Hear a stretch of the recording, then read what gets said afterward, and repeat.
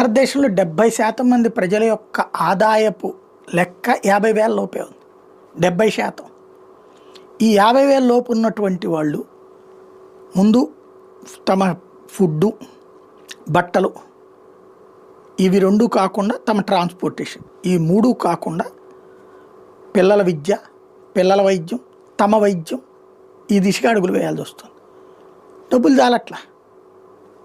ఇంటి అద్దె compulsory, current compulsory, ఈ చదువు కంపల్సరీ.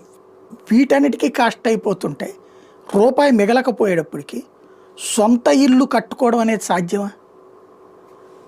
మా నాన్నగారు నేను 74లో నేను పుడితే అప్పటికి అంతకుముందు మా తాతగారు కోటీశ్వరుడు. కాకపోతే ఆయన ఎవరికో షూరిటీలు పెట్టి ఆస్తులంతా ఆర్థకర్పూరం అయిపోయినాయి, కోర్టు కేసుల్లో ఎగిరిపోయినాయి. అప్పటి నుండి ఆయన ఒక పేద కుటుంబం,